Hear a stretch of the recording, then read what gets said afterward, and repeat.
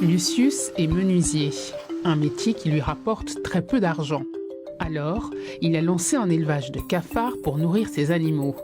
Face à un intérêt croissant, Lucius a commencé à vendre ses insectes. Aujourd'hui, il reçoit des commandes du monde entier. Il existe 70 espèces de cafards. Ceux que l'on trouve dans les toilettes, dans vos maisons, ou encore ceux que l'on trouve dans la forêt. Mais il existe des cafards qui sont inoffensifs pour les êtres humains et riches en protéines. Quand j'ai commencé mon élevage, ma communauté pensait que j'étais fou. Cet élevage demande très peu d'investissement. Coupez une orange en deux, ensuite laissez l'orange dans une boîte avec vos cafards et vaquez à vos autres occupations.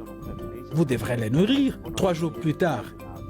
Mélangez une pomme de terre avec une orange ou une orange avec du manioc par exemple. Un œuf produit entre 30 et 50 cafards. Je vends un cafard à $10. Alors imaginez ce que je gagne quand j'en vends plusieurs. Grâce au cafard, j'ai pu construire une maison et j'ai un terrain sur lequel j'ai construit des étangs à poissons et j'ai aussi ajouté des poulaillers. Déguster des cafards, certains ont encore du mal à se faire à cette idée. Non, je ne peux pas manger de cafard. Je n'en ai jamais mangé. Je n'ai jamais vu des gens en manger.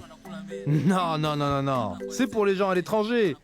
Et ça dépend aussi de l'environnement, hein. Si je voyage et que les gens en mangent, peut-être que je le ferai. Mais la consommation de ces insectes a-t-elle des bienfaits sur la santé ? Les gens considèrent que les cafards sont sales et quand on en voit un, le premier réflexe c'est de le tuer.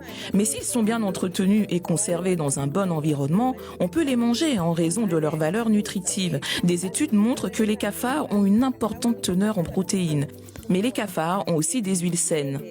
Les cafards sont riches en vitamines et minéraux, en particulier la vitamine B12.